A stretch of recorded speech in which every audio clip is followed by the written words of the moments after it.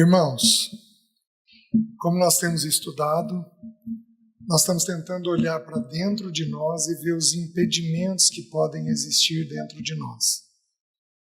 Eu estou partindo do pressuposto, irmãos, de que nós não nos conhecemos, não conhecemos o nosso funcionamento.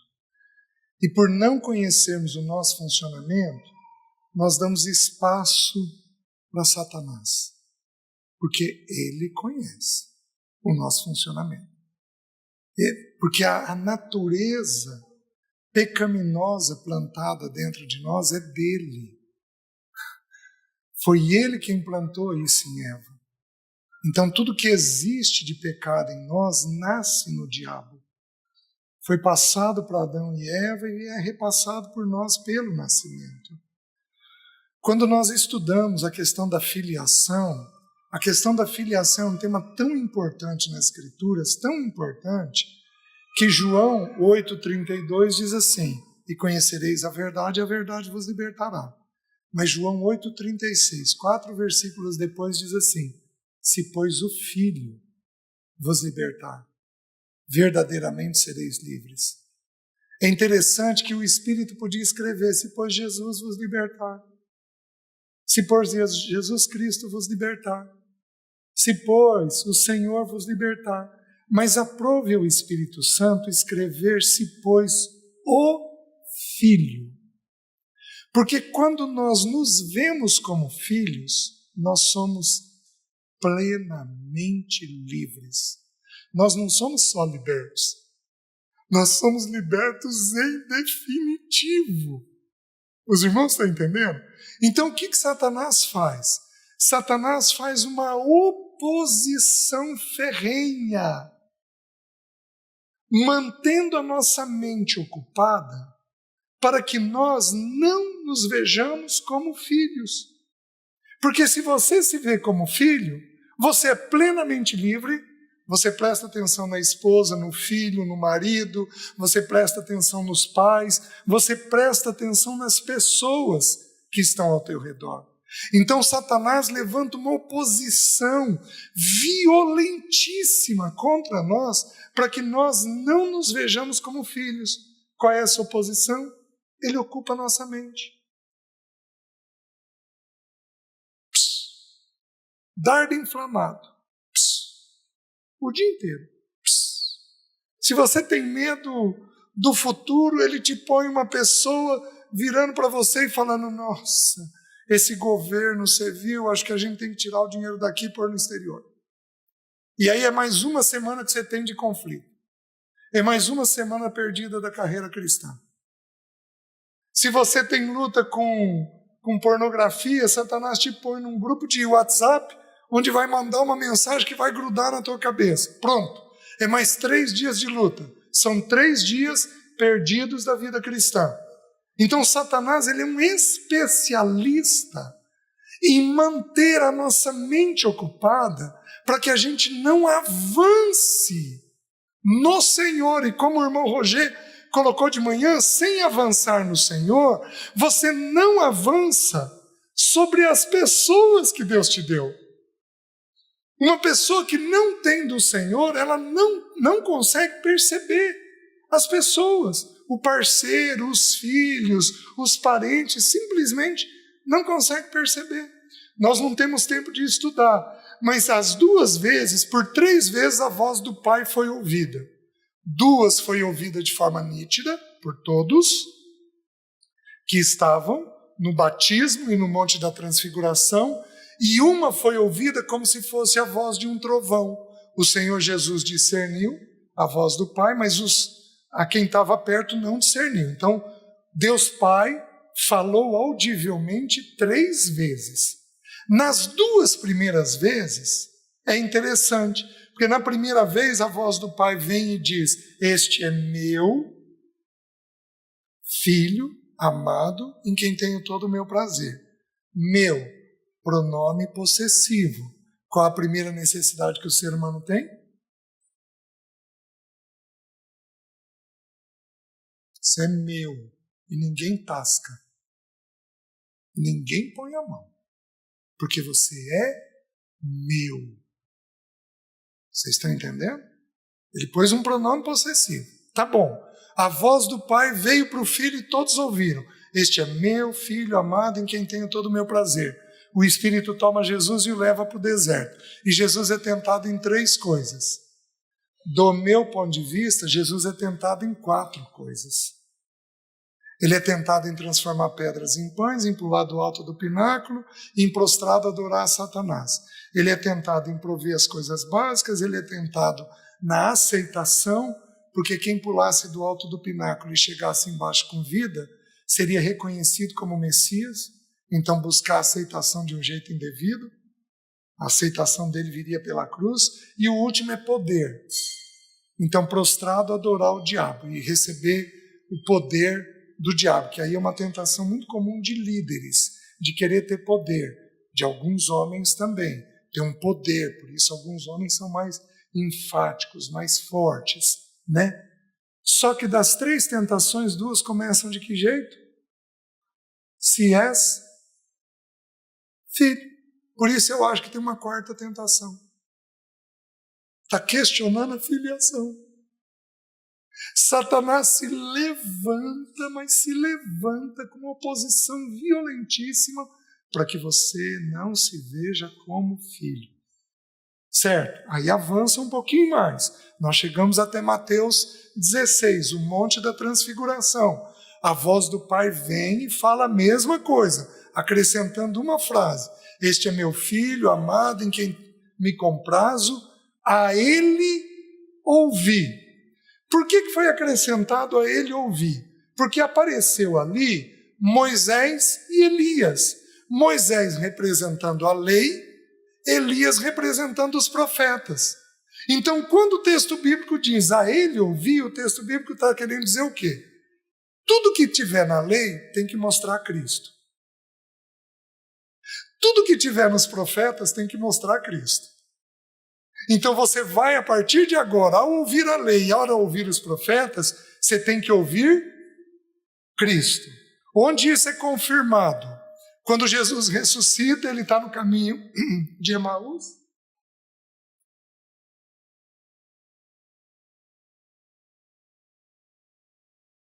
Ele está no caminho de Emaús e o texto bíblico diz que Jesus abriu tudo que a seu respeito estava escrito na lei, nos salmos e nos profetas. Então isso é confirmado de que a lei e os profetas precisam nos levar a Cristo. Então a Ele ouvir, certo? Jesus vira para os 3, vocês estão proibidos de falar com os outros a respeito disso daqui. Vocês só vão falar depois da minha partida. Porque Deus é um Deus de sigilo. Ele é um Deus de mistério. Não é para falar tudo. Tem coisa que é para manter guardado. Aí então ele desce, o que ocorre lá? Tem um pai com um filho possesso. Filiação de novo. E aí o demônio tomava aquela criança e jogava na água, jogava no fogo, tentava queimá-lo, tentava afogá-lo, e o Senhor Jesus, com uma indignação de ver a incredulidade, os discípulos não conseguiram expulsar aquele demônio. Por quê? Porque esta casta não se expele, senão por meio de oração e jejum. Aí o Senhor vai, liberta, mas eu tenho a mesma realidade. Quando a voz do Pai é levantada, Satanás se levanta em oposição ferrenha, mas ferrenha, porque ele sabe que se você se vê como filho, você é plenamente livre, você é totalmente do Senhor, nada te segura, nada te impede. Você está me entendendo? Então ele faz uma oposição severa aos nossos corações, extremamente severa aos nossos corações, para que a gente não avance no Senhor. E meus queridos, do meu ponto de vista, a oposição que ele faz é manter a tua cabeça ocupada. Porque onde começa o processo de transformação? Na mente. É aqui que começa o processo de transformação. E a gente simplesmente desconhece isso E sem perceber, fica com um cabeção ocupado com uma série de preocupações, que todos nós as temos, e aí a gente simplesmente não consegue avançar. Simplesmente não consegue avançar. Presta atenção. Muitos dos irmãos, se não todos, serão atacados os próximos dias por Satanás. Porque o Senhor se levantou no nosso meio esse fim de semana. Não estranhem isso. Eu sou atacado ou antes ou depois. Eu e meus filhos. Somos atacados ou antes ou depois de um encontro. Como eu viajo uma vez por mês, mensalmente, eu estou sob ataque. Os irmãos querem que eu viaje 2 vezes por mês. Aí fica mais difícil, não é? Mas é da natureza do serviço. Satanás se levanta. Então, para completar o que eu venho falando esses últimos dias, o que eu quero mostrar para os irmãos? Eu quero mostrar o pensamento de cada emoção. Quem aqui já ouviu os afetos limitantes, o estudo afetos limitantes? Certo? O que eu gostaria que os irmãos fizessem? Se for possível, porque eu vou falar, mas de forma pam. Eu tenho 1 hora e aí vou responder o restante de perguntas. Então, eu vou falar de forma muito objetiva. Tem muitos textos para abrir, tem muita coisa importante, mas lá nos estudos, são 5 estudos, então você vai ter ali em torno de umas 6 horas de estudo, o que eu vou fazer agora em 50 minutos. Então eu vou dar um resumão das porções, certo? Aí você então ouve o estudo e traduz isso nos ataques que Satanás faz contra você. Então eu estou partindo de qual pressuposto? De que se Satanás mantiver a minha mente ocupada com algum pensamento, eu vou ter uma emoção desse pensamento e essa emoção me bloqueia de viver. Deixe-me abrir 2 porções para vocês antes de entrar nas emoções. Filipenses capítulo 2.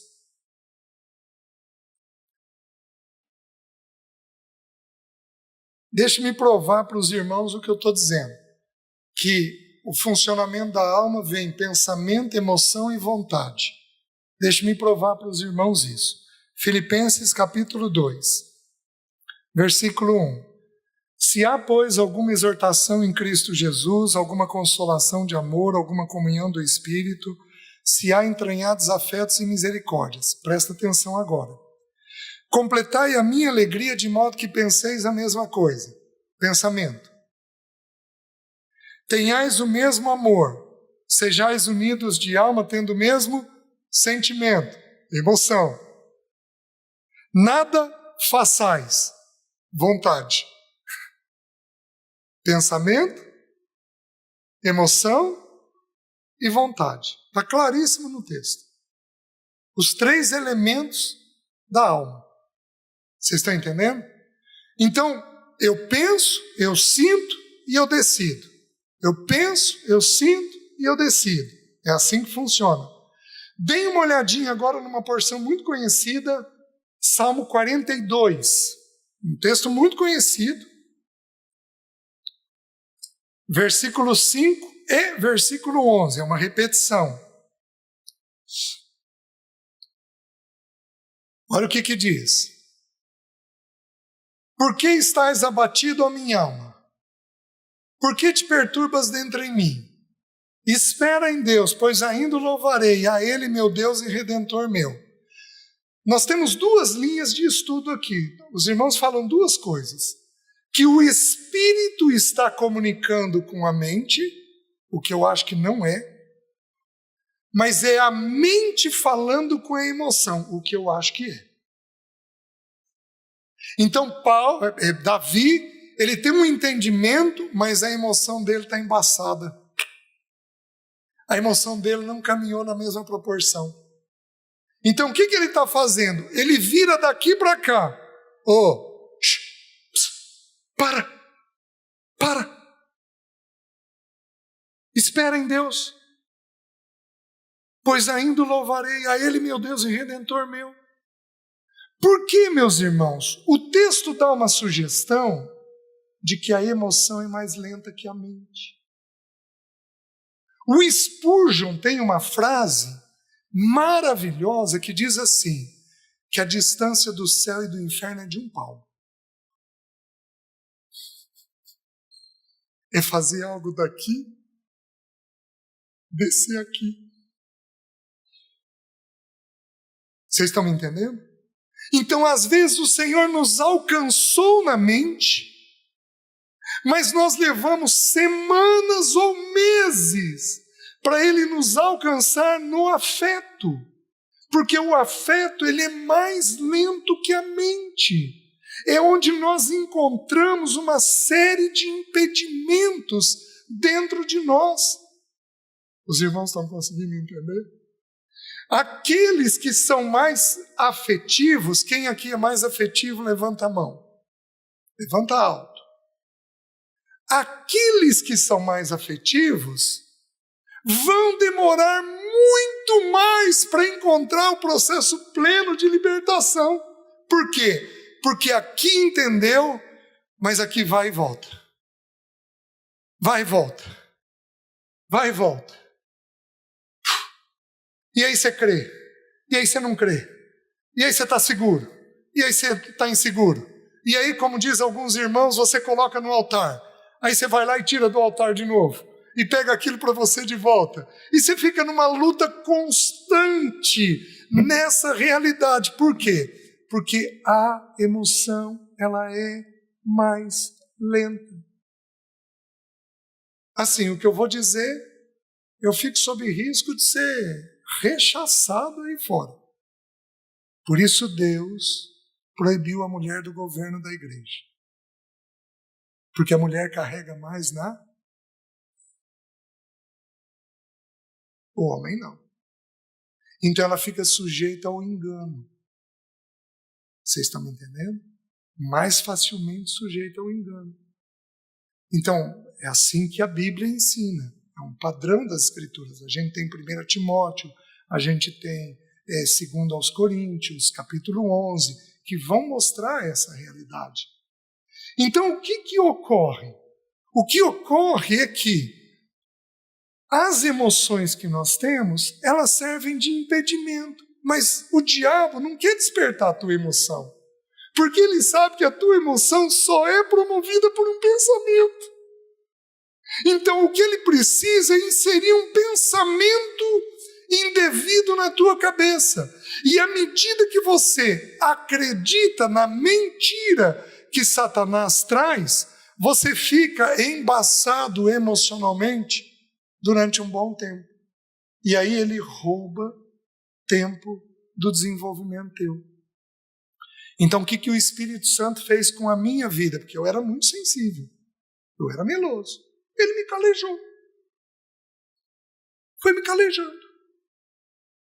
Um calo, quando você tem, é porque aquela parte ficou mais insensível.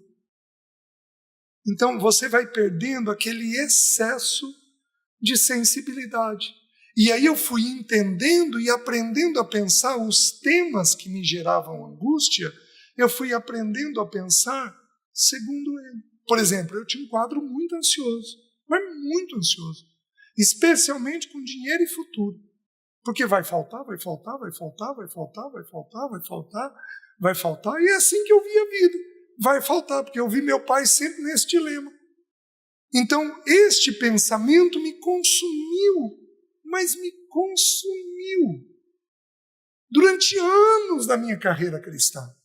E aí o meu crescimento é mais lento, porque o sinal não é do Senhor. Ele está ocupado com um pensamento ruim. Vocês estão entendendo? Eu vivi uma experiência há 2 anos atrás, mas tão singular, da paternidade de Deus. Eu tinha um apartamento que eu aluguei para um irmão, e nós combinamos de fazer um reajuste. E esse irmão não fez o reajuste, e aí eu ouvi dizer que ele tinha tido uma recidiva do câncer. Aí eu entendi tudo, estava doente, então estava com mais dificuldade, né, deixei quieto. E aí, passado um irmão muito sério, ele me ligou: César, então, eu não reajustei o aluguel, o condomínio aqui ficou muito caro. Eu falei: irmão, o que fica bom para você? César, dá para fazer o mesmo valor? Irmão, resolvido. O mesmo valor. E eu alugava um apartamento de um irmão para eu morar. Aí chegou a data de renovar o meu aluguel. Aí liguei para o irmão, vou ver. Passou 1 mês, 2 meses, 3 meses, irmão, eu preciso saber para eu poder fazer o depósito do reajuste. César, nós reunimos aqui em família e decidimos não subir o teu aluguel. Queridos, eu não precisava. Mas o que Deus fez comigo? Vou te mostrar que eu sou teu pai. Já que você teve problema lá atrás, eu vou dar uma carimbada de novo. Você não ter risco nenhum de desconfiar. Como se não bastasse, chegou o início de ano, eu resolvi pagar o IPTU do apartamento meu, para poupar o irmão que eu alugava. O que o dono do apartamento que eu alugava fez? Ô César, reunimos aqui em família e decidimos não cobrar o IPTU teu. Eu não precisava. Mas, meus queridos, aquilo me exultou tanto, meus filhos riam tanto de ver a paternidade cuidadosa de Deus. Ele quer se revelar naquilo que você tem sofrimento. Ele vai se revelar como um pai, provendo para você tudo aquilo que é necessário. Os irmãos estão entendendo? Então, esse é o pensamento. Vamos lá. Quais as emoções que a Bíblia apresenta? Eu vou citar 4. Se o Senhor me permitir, eu vou avançar nessas 4 bem rapidamente, mas eu preciso que você ouça o estudo. Dessas 4, 3 têm estudo. A 4ª, que é a angústia, não tem estudo. Tá? Então, eu preciso gravar esse material 1 hora, mas não tem estudo sobre isso. Então, eu vou citar as 3 primeiras que a Bíblia apresenta. Primeira emoção que a Bíblia descreve: medo. Gênesis capítulo 3, eu vou citando os textos, não precisa abrir. Gênesis capítulo 3, versículo 10. Ouvi a tua voz no jardim, vi que estava nu, tive medo e me escondi. A palavra medo no grego, ela tem 3 originais. O primeiro significa covardia. O segundo significa prudência. É importante eu ter medo de entrar numa avenida, numa estrada dessa daqui? Eu não posso ir entrando direto. Eu tenho que saber que é uma avenida, é uma estrada movimentada. Então o medo tem o sentido da prudência, o medo tem o sentido da covardia, mas o medo também é traduzido por phobos, susto, arroubo. Então eu tive phobos de ser enterrado vivo. Tem irmãos que podem ter... Eu tive phobos de enlouquecer. Eu tive muito medo de enlouquecer. Eu tenho uma irmã esquizofrênica. Mas muito medo de endoidar. Tive lá atrás. Isso não existe mais dentro de mim. Eu tive muito medo de faltar coisa no futuro. Quem aqui já teve medo de ser enterrado vivo? Levanta a mão. Oh! Quem aqui já teve medo de enlouquecer? Levanta a mão. Oh! Em geral, o medo de enlouquecer vem porque a gente pensa muito. Chega uma hora em que pensa tanto que a gente parece que está um passo da insanidade. Presta atenção. Se você tem acima de 30, você passou da idade. Não endoida mais.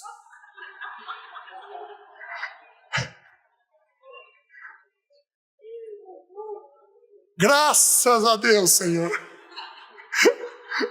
Você pode até endoidar teu parceiro, mas você passou da idade.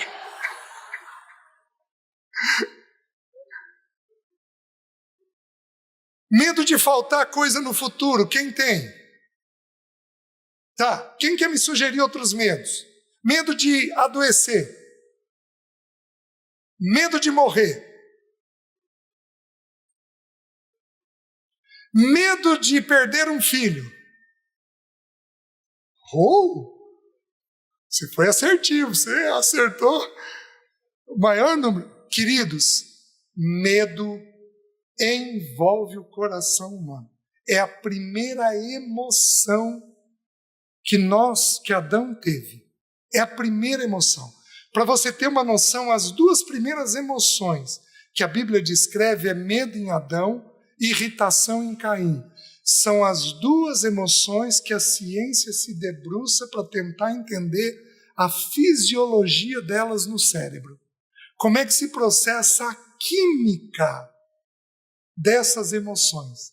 Porque através disso eles vão tentar medicar para tirar a pessoa disso. Mas eles vão concluir o que eu vou ensinar para vocês agora. Qual é o pensamento do medo? Solidão. Você se viu sozinho, você vai ter medo. Por que eu estou dizendo isso? Porque Adão era filho de Deus. O irmão Gerson colocou para nós na sexta-noite, lá na genealogia de Lucas. Adão era filho de Deus. No momento que ele pecou, ele perdeu a presença de Deus.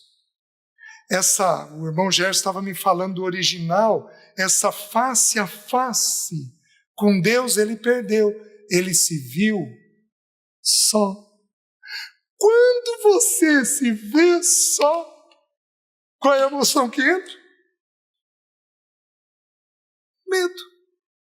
Você se viu sozinho, vai entrar a emoção do medo. Pega uma criança, ela acorda à noite com um sonho assustada. Você vai lá, deita com ela, e na caminha dela ela não fica bem, certo? Ela dá uma cochilada, você volta para a tua cama, 5 minutos depois, quem que está lá? Deita no meio dos pais e dorme feito um bebê. Por quê? Porque a presença dissipou o medo. Olha o texto bíblico. Não temas. Eis que estou contigo. Como é que Deus resolve o medo? Pondo a presença dele. Os irmãos estão entendendo? Quando você põe a presença de Deus naquele temor, o medo dissipa. Agora, o que acontece? Alguns dos irmãos aqui foram desprovidos de pai e mãe. Alguns dos irmãos não tiveram uma presença adequada de pai e mãe. Alguns dos irmãos foram deixados sozinhos muitas vezes.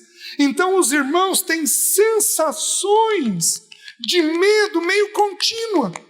Tem às vezes uma ou outra situação que desengatilha aquela sensação do medo dentro de você. Você está me entendendo? E aí essa sensação te bloqueia. E você não consegue estudar, você não consegue trabalhar, você não consegue ficar bem. Por quê? Porque você está tomado por aquela sensação do medo. Eu deveria, mas nós não temos tempo, por isso que eu estou pedindo. Vai para o estudo. Ouve lá o estudo dos afetos limitantes, porque aí eu gasto mais tempo em todos os textos. Você vai entendendo como é que funciona, pelo texto bíblico, essa questão do medo. Com Abraão, o Senhor virou e falou assim: Abraão, não temas, eu sou o teu escudo. Porque ele estava indo para uma terra desconhecida. Mas o Senhor traz a presença dele, dizendo que ele era o escudo. Os irmãos vão entendendo? Quando o medo assume uma proporção muito alta, nós podemos, inclusive, distorcer a realidade. Os 10 espias. O que os 10 espias falaram? A terra é terra de gigantes. Nós somos como que gafanhotos. E nós somos, aos seus olhos, eles sabiam até o que os gigantes estavam pensando sobre eles. Mas eles conversaram com os gigantes? Não. Como é que eles sabiam o que o gigante estava pensando sobre eles? Porque o medo produz essa alteração da realidade. Vocês estão conseguindo entender? Um medo de alguém ser abandonado. Meu marido vai me deixar, meu filho vai me deixar, meu filho vai se desviar, meu parceiro vai sumir, vai me abandonar, e vai por aí afora. Tem uma infinidade de medos que vão tomando a gente. Meus queridos, a gente pode chegar ao ponto de distorcer a realidade. Lembra dos discípulos no barquinho? Logo depois da multiplicação dos pães e peixes? Naquela tempestade? Eles olharam e quem que eles viram? Um fantasma. E tudo que o diabo quer é que a gente não estabeleça a verdade. Porque onde tem verdade, tem libertação. E o diabo, ele é um senhor escravizante. Quer dizer, eu tenho que corrigir a palavra, porque senhor, só Deus e o dinheiro.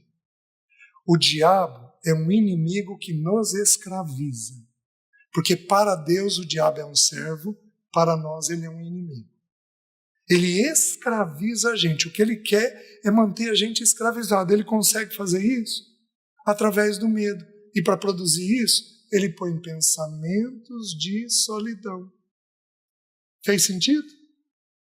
Vamos avançar para a próxima emoção. A próxima emoção que aparece é a irritação. Quem aqui é irritado? Levanta a mão. Alto. Isso. Quem aqui é desprovido de irritação? Levanta a mão. Levanta alto.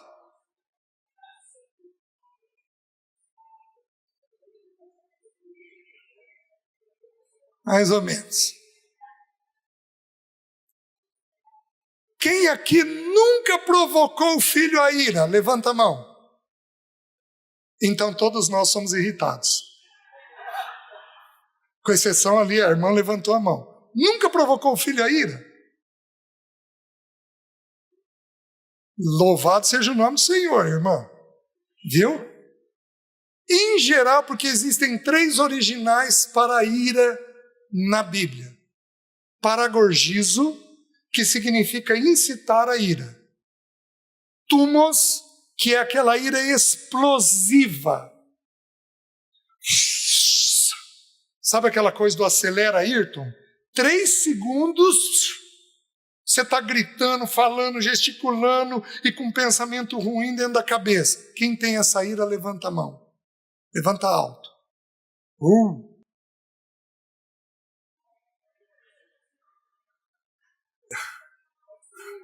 Deixa eu fazer uma pesquisa aqui. Quantos homens têm, só os homens, têm a ira tumos, essa ira explosiva? Levanta a mão. Abaixa. Quantas mulheres têm essa ira? Levanta a mão. Tem muita mulher que tem essa ira.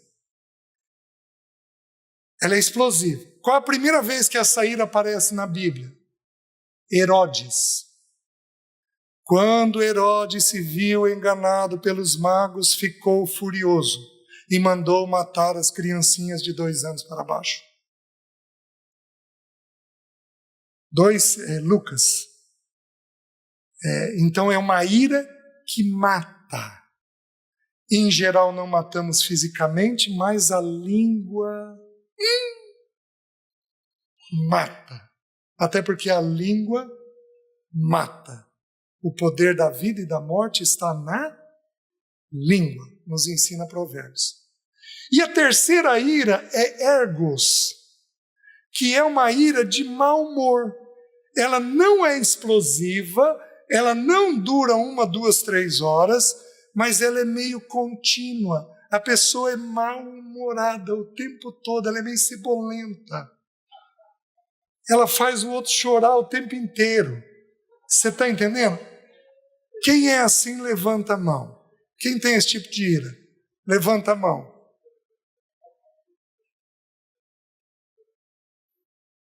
Você não tem cara.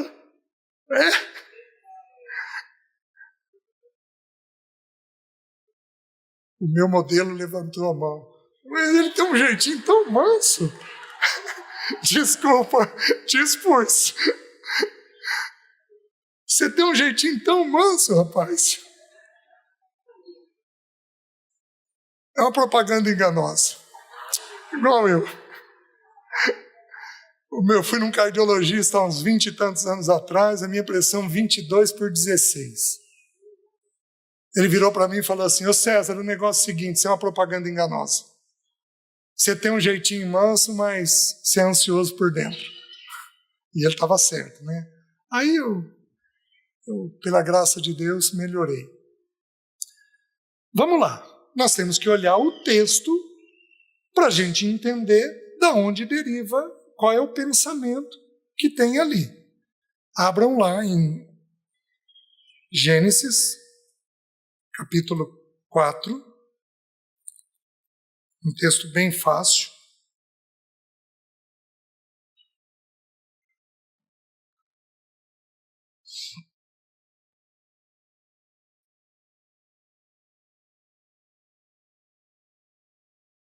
Versículo 1. Coabitou o homem com Eva, sua mulher, esta concebeu e deu à luz a Caim. Então disse: adquiri um varão com o auxílio do Senhor. Depois deu à luz a Abel, seu irmão. Abel foi pastor de ovelhas e Caim lavrador. A palavra lavrador aqui só aparece 2 vezes no Velho Testamento. Aparece em Caim e Noé, porque diz que Noé foi lavrador. Mas o sentido aqui é servo da terra. Então ele era escravo do trabalho. E o sentido em Noé é trabalhador da terra, no sentido de que ele cultivava a terra. Então são 2 expressões bem diferentes, né? Certo? O versículo 3. Aconteceu que no fim de uns tempos trouxe Caim do fruto da terra uma oferta ao Senhor. Abel, por sua vez, trouxe das primícias do seu rebanho e da gordura deste. Agradou-se o Senhor de Abel e da sua oferta, ao passo que de Caim de sua oferta não se agradou. Irou-se, pois, sobremaneira Caim e descaiu-lhe o semblante. Irou-se aqui é queimou, inflamou. Então lhe disse o Senhor: por que andas irado e por que descaiu o teu semblante? Se procederes bem, não é certo que serás aceito. Se todavia procederes mal, eis que o pecado jaz à porta, o seu desejo será contra ti, mas a ti cumpre dominá-lo. Certo? Vamos entender. Queridos, teologicamente falando, o texto é preciosíssimo em qual sentido? A oferta. O texto de Hebreus diz que a oferta de Caim nos fala até hoje. Vamos lembrar. Adão e Eva, quando eles estavam nus, Deus foi e matou um animal e cobriu a nudez deles com esse animal, certo? Eles muito possivelmente ensinaram isso para os filhos, certo? Abel entendeu que ele seria aceito por Deus mediante o sangue de um animal. Aquele animal aqui, tipologicamente, representa Cristo. Então, Abel entendeu justificação pela fé. Simples. Caim fez o quê? Eu vou ser aceito pela força do braço. Então ele trouxe o melhor que ele produziu. Então é quando a gente tenta ser aceito pela nossa conduta, é quando a gente tenta ser aceito pela religião, é quando a gente faz promessa, e vai por aí afora.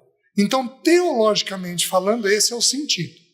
Eu vou fazer uma aplicação do texto, porque o texto das Escrituras, ele é vasto, meus queridos. Ó profundidade da riqueza, tanto da sabedoria quanto do conhecimento de Deus. Nos ensina Romanos 11. Mas Efésios também diz da largura, do comprimento, da profundidade, da altura, da sabedoria de Deus. Então, o texto bíblico, nós garimpamos questões teológicas da pessoa e da obra de Cristo, mas nós também garimpamos coisas do nosso funcionamento. O que aconteceu aqui? Ele buscou, o ser humano tem necessidade de aceitação, de pertencimento, que ele busca por aceitação. O que ele fez? pegou a perna do desempenho, Caim, e fortaleceu a perna do desempenho, e buscou aceitação por aquela perna. E quando Deus não o aceitou, porque Deus não rejeitou ele, rejeitou a oferta dele. Porque Deus ama as nossas vidas, mas Deus não aceitou a oferta dele. Então, ao rejeitar a oferta, ele se sentiu rejeitado. E ali, ele ficou irado. Ele queimou. Ele inflamou. E aí o Senhor desce até ele.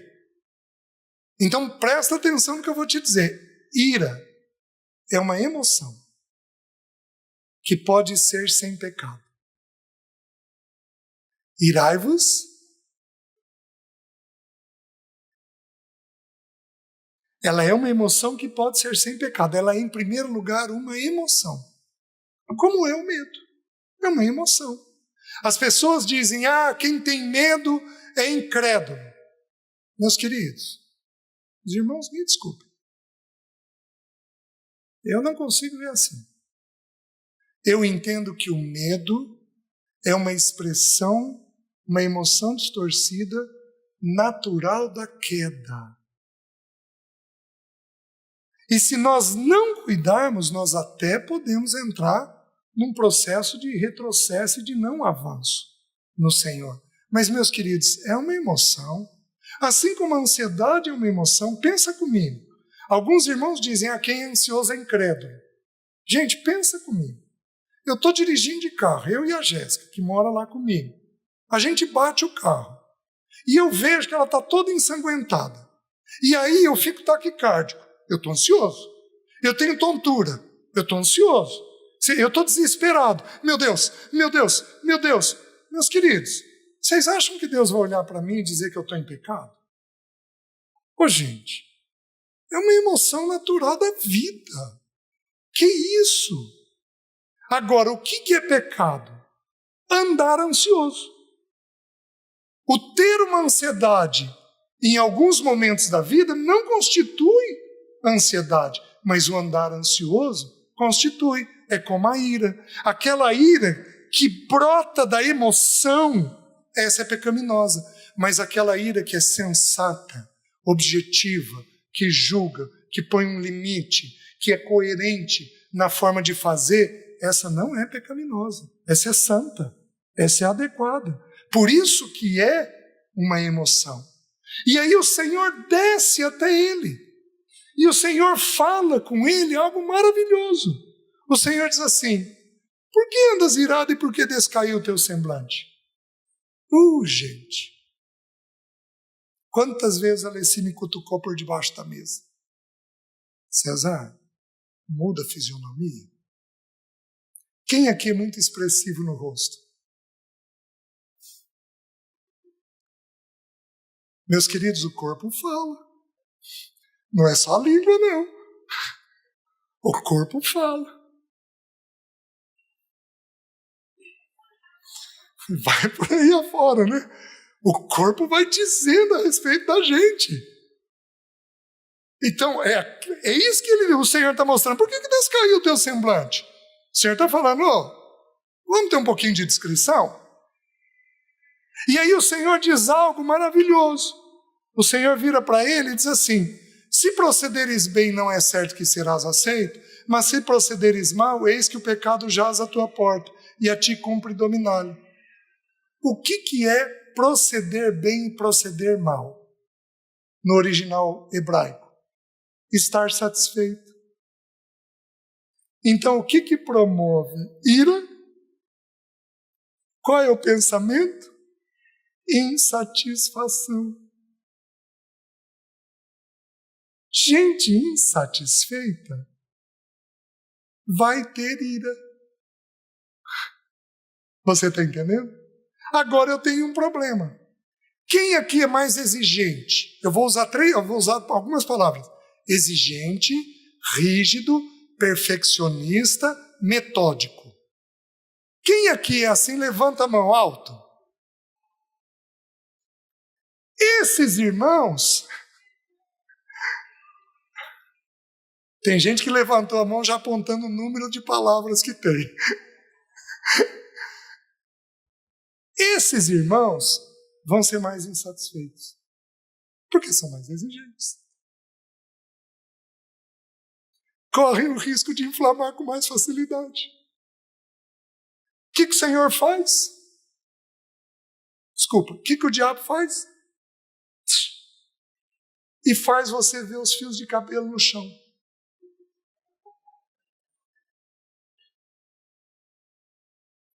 Quem aqui, só essa é para os homens, que homem aqui é casado com uma mulher muito limpa, muito organizada? Levanta a mão.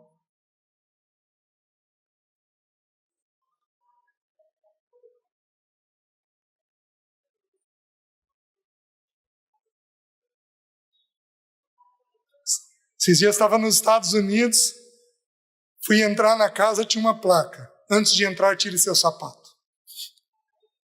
Aí, quem sou eu para desobedecer, né? Tirei o sapato, mas depois conversei com a dona da casa. Né? Obviamente que não é errado. Mas a gente tem uma série de exigências dentro de nós.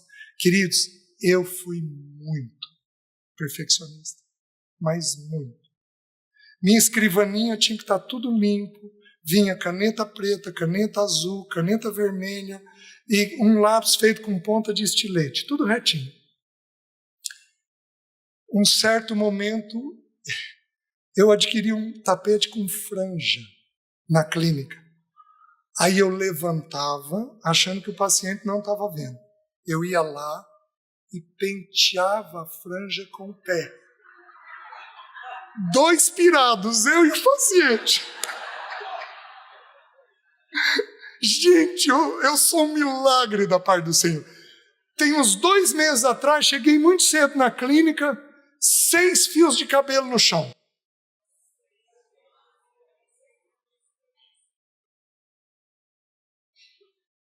Quem aqui é assim?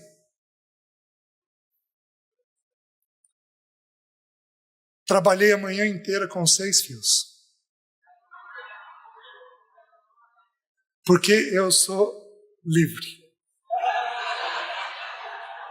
Não estou plenamente livre, porque ainda vi os 6 fios, mas estou caminhando no processo de libertação. Tirar uma camisa do cabide, o gancho virado para o mesmo lado. Quem faz isso aqui? Um dedo de separação de um cabide para o outro. Quem faz isso aqui? Olá. Bem-vindo ao meio. E a gente achando que não tem louco no nosso meio, né? Desculpa a expressão. Gente, rigidez. O que essas pessoas vão fazer? Acumula o fio, acumula o cabide, acumula a toalha, acumula o tapete, acumula a franja. Pum! E aí faz aquele estrago. Então essa rigidez tem que ser enfrentada. E o pecado da ira tem uma promessa maravilhosa, porque o Senhor, quando desce a Caim, diz assim para ele: a ti cumpre dominá-lo. Ira é uma emoção que nós dominamos. Amém? Amém. Tem libertação para a ira. Amém? Amém? Vamos trilhar esse caminho, irmãos.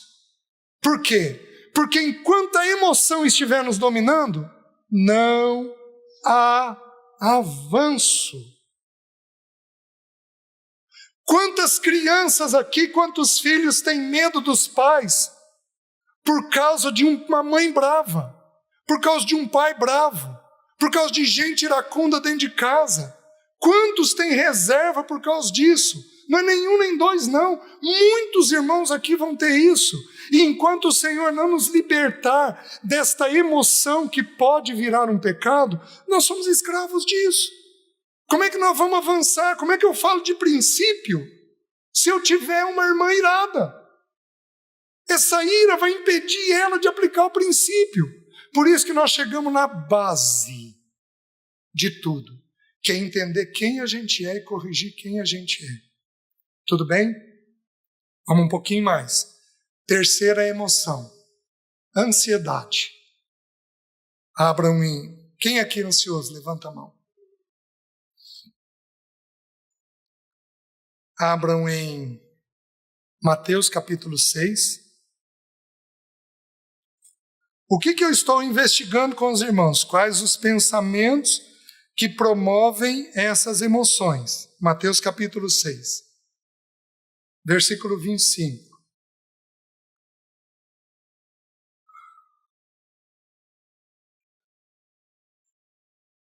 Por isso vos digo, não andeis ansiosos pela vossa vida quanto ao que haveis de comer ou beber, nem pelo vosso corpo quanto ao que haveis de vestir. Não é a vida mais do que o alimento e o corpo mais do que as vestes? Observai as aves dos céus. Não semeiam, não colhem, nem ajuntam em celeiros. Contudo, vosso Pai Celeste a sustenta. Porventura não valeis vós muito mais do que as aves? Qual de vós, por ansioso que esteja, pode acrescentar um côvado ao curso de sua vida? E por que andais ansiosos quanto ao vestuário? Considerai como crescem os lírios dos campos, eles não trabalham, nem fiam. Eu, contudo, vos afirmo que nem Salomão em toda a sua glória se vestiu como qualquer deles. Ora, se Deus veste assim a erva do campo, que hoje existe, amanhã é lançada no forno, quanto mais a vós outros, homens de pequena fé? Portanto, não vos inquieteis dizendo que comeremos, que beberemos ou com que nos vestiremos, porque os gentios é quem procuram todas estas coisas, pois vosso Pai Celeste sabe que necessitais de todas elas. Buscai, pois, em primeiro lugar o seu reino e a sua justiça, e todas estas coisas vos serão acrescentadas. Portanto, não vos inquieteis com o dia de amanhã, pois o amanhã trará os seus cuidados. Basta ao dia o seu próprio mal. Até aqui.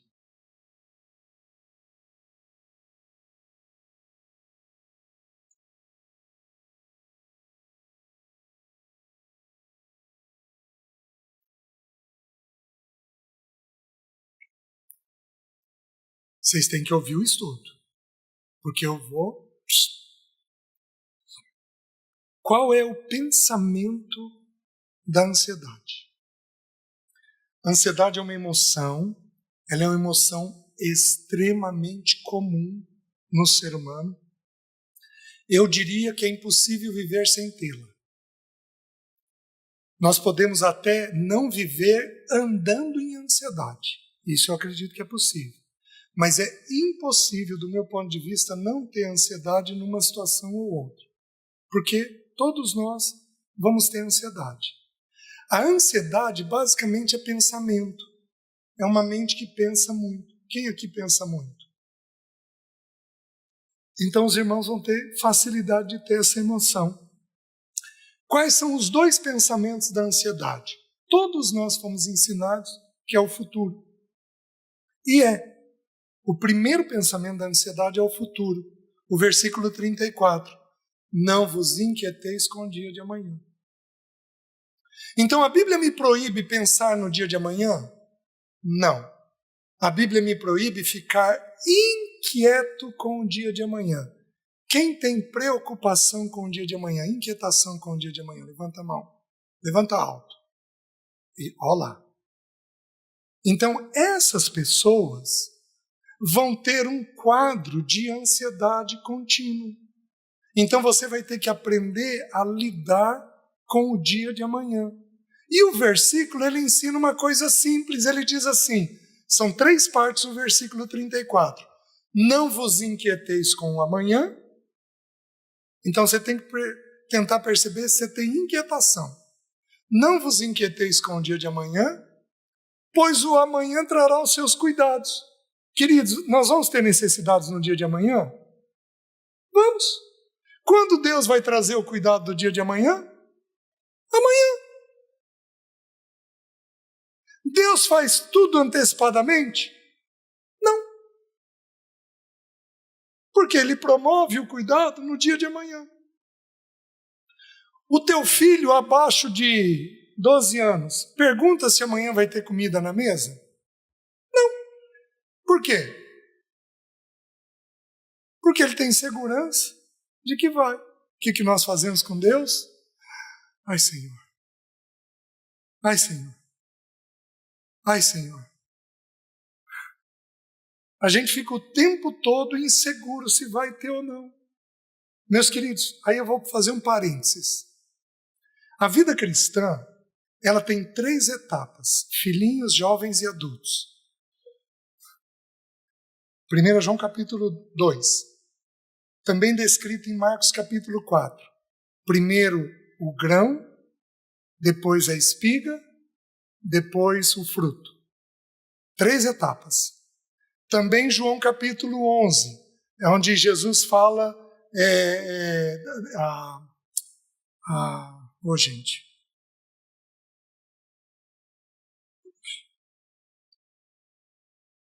João capítulo da videira e dos ramos, João capítulo 15, onde Jesus fala da videira e dos ramos. Fala que produz fruto, depois mais fruto e depois muito fruto.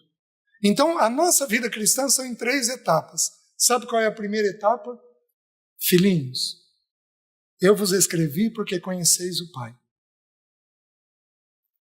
Então, nos 12 primeiros anos de vida cristã, nós deveríamos conhecer o Pai, ter experiências com a paternidade de Deus, ter experiências com a provisão, com o cuidado, com a paternidade, com a paternidade, com a paternidade. Por isso eu vou dar uma palavra de exortação para aqueles que são muito bons pais, para aqueles que fazem de tudo para os filhos. Preste atenção no que eu vou falar. Dê um espaçozinho para Deus. Porque se você fizer tudo, Deus não tem o que fazer. E o teu filho precisa ter experiências com a paternidade de Deus. Você está conseguindo me entender? Então, fechei parênteses. Então, a gente precisa de entender esse cuidado do Pai conosco. Então, quando que ele vai promover a necessidade do dia de amanhã? Amanhã. Até aqui, quase todos nós sabemos. O que nós não sabemos? Que existe um segundo pensamento na ansiedade. O primeiro é futuro. Qual é o segundo? Desempenho. Gente ligada em produzir, em fazer com excelência. Os perfeccionistas aqui usam a minha semelhança, que penteiam a franja, que corrigem o cabide, eles têm luta com o quê? Com uma palavrinha chamada desempenho. Eles têm altíssimo nível de desempenho. Onde que isso é bom? No trabalho. Porque, em geral, você vai fazer bem feito. Onde isso é ruim? Nos relacionamentos. Porque você vai ser ultra, mega, hiper exigente. E aí, se brincar, você perde a graça no nível de exigência. Os irmãos estão conseguindo entender? Está fazendo sentido isso? Onde que eu vejo desempenho no texto? Dá uma olhadinha no texto, no versículo 25. Por isso vos digo, não andeis ansiosos pela vossa vida quanto ao que é vez de comer, beber ou dormir, nem pelo vosso corpo quanto ao que é vez de vestir. Não é a vida mais do que alimento e o corpo mais do que as vestes? Desculpe, o 26. Observai as aves dos céus. Não semeiam e não colhem. Até aqui Jesus falou isso o tempo todo. De não semear, de semear e de colher.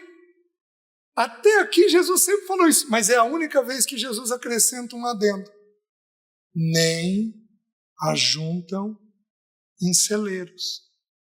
Gente, é estranho Jesus falar da ave ajuntar em celeiro, porque a ave costuma fazer isso? Não. Por que Jesus está falando? Porque Jesus está usando a ave para retratar o nosso coração. O que é ajuntar em celeiro? Desempenho. Vou dar exemplos. Nota.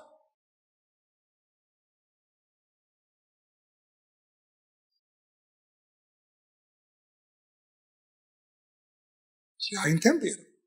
Um monte de vocês está sorrindo quieto para mim. Vocês já entenderam. Não. Por que você não tirou um pouco mais? Quem aqui faz isso? Tem filhos aqui no nosso meio? Tem?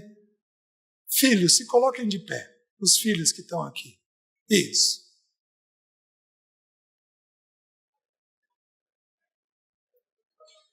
Isso. Fica de pé um instantinho. É para denunciar. Já que é para fazer, vamos fazer bem feito. Que filhos aqui os pais cobram nota, brigam por nota? Levanta a mão. Olha lá, podem sentar.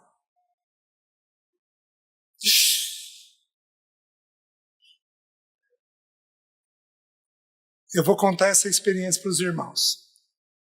Eu estive em Brasília esse ano. E eu descobri, passeando por Brasília, o irmão que me acolheu lá, ele falou o seguinte para mim: César, aqui a criançada vai para o pré-primário sendo preparada para passar em concurso. Então a cidade é de concurso, ela vive de concurso. Tá bom. E aí eu estudei, era um encontro de casais, estudei com os casais, e no domingo de manhã os filhos vieram assistir o estudo. E aí eu preguei sobre graça. E aí me ocorreu de dar um exemplo sobre nota. Então, por exemplo, irmãos, você exige uma nota alta do teu filho, e ele veio com uma nota baixa. E eu falando sobre graça, sobre aceitação. Qual é a primeira providência tua quando você vê que ele tirou uma nota baixa? Eu vou dizer, você bronqueia. Agora deixa eu te fazer uma pergunta. Você sabe por que ele tirou uma nota baixa? E se ele fez a prova com um vírus de gripe incubado? De que jeito que ele vai fazer a prova? Lesado. Porque ele está com um vírus de gripe dentro do organismo dele. E se você e tua esposa brigaram e ele estudou e não conseguiu entender a matéria? Porque vocês estavam brigados? E se porventura tem alguém doente na casa e aquilo assustou ele? Você acha que ele vai conseguir aprender da mesma forma? E se a prova foi difícil e o professor complicou? E se por algum motivo ele não conseguiu entender o que estava escrito na prova? Mas você faz o quê? Você bronqueia porque ele não estudou o suficiente. E você não sabe o motivo daquilo. Dei esse exemplo. Domingo de manhã, domingo à noite encerrou o encontro. Estava me despedindo dos irmãos, estava numa roda grande. Vem um menino de 12 e de 11. 2 meninos. Ô tio. A gente queria falar com você, tio. O que houve, queridos? Tio, a gente queria te agradecer. Porque você falou de nota. E o meu pai exige 10. E aí o pai do lado na roda. Não, é 8. Como se fosse resolver muito. É 8. É 10, tio. E o de 11 só concordando. É isso mesmo, tio. Os meus pais também fazem a mesma coisa. Desempenho. Faz assim, senta assim, levanta assim, come assim, limpa assim, estica a coxa assim, é desse jeito, é daquele jeito. E aí você não tem aceitação pelo jeitinho da pessoa ser. Presta atenção, nota, nós vamos produzir o quanto nós conseguimos. Se um filho é 8 em matemática, qual é o nosso alvo? 8. Se o filho é 10 em matemática, quanto nós vamos buscar? 10. Mas se um filho é 6 em matemática, quanto que nós vamos esperar? 6. Nós vamos aprender a ver qual é a verdade do filho. E aí eu vou dar para vocês uma experiência que é da ciência. A ciência descobriu que os melhores profissionais são os alunos medianos. Porque o aluno mediano, ele não é cabeção. Amém, irmão?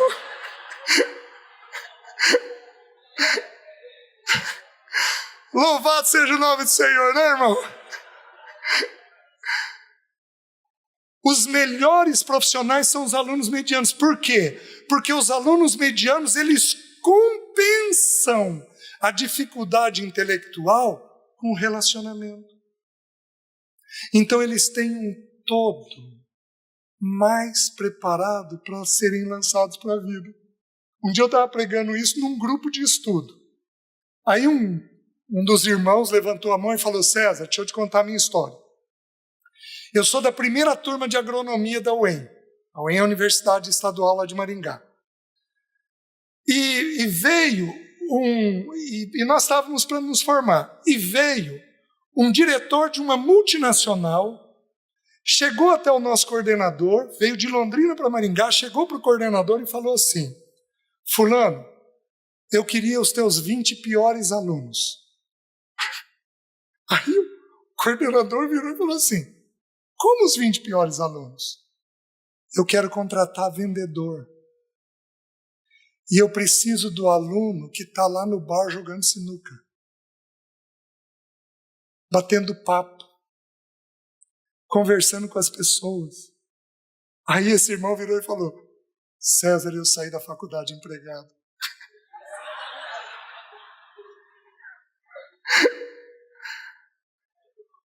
Gente, a gente precisa renovar tanto o nosso entendimento.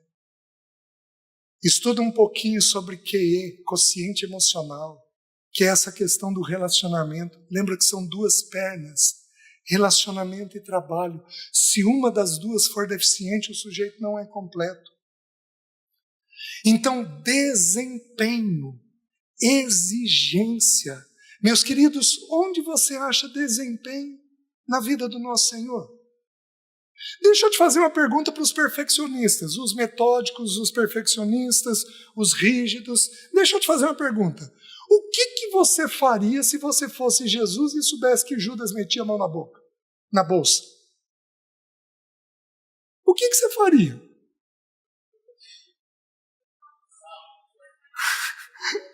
Tem irmão sugerindo, cortava a mão.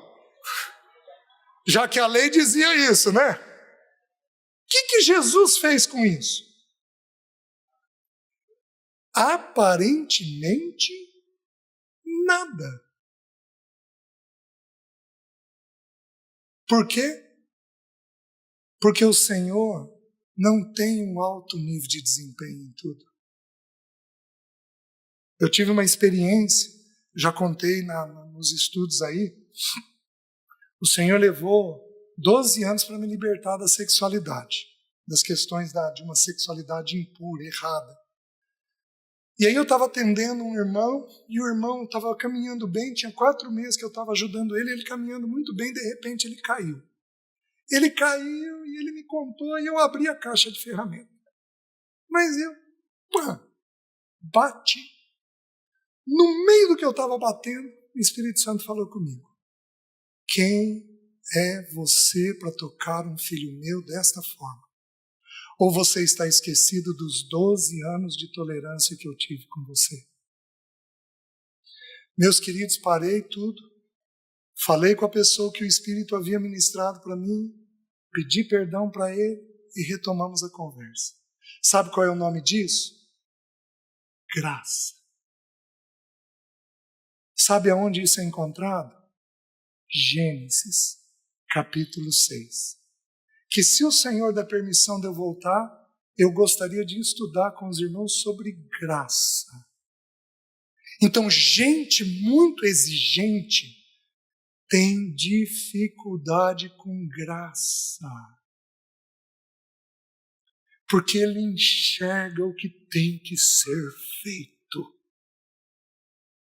E ele perde a graça de Deus na maneira de fazer. Os irmãos estão entendendo? Então, desempenho e futuro. Última emoção. Angústia. A angústia é um sentimento de aperto. De todas as emoções é a mais desconfortável. Porque não tem lugar bom, você tem um desespero, você acha que você está morrendo, você acha que você vai enlouquecer, você acha que aquilo que você está pensando vai acontecer. Então, quando você tem angústia, você está no phobos, você está no susto, no arroubo, você está naquela sensação extremamente desconfortável. Quando que Jesus teve isso? Jesus teve isso quando ele foi no Getsemane. A minha alma, Marcos capítulo 14. Vamos lá. Memória já não está. Marcos capítulo 14.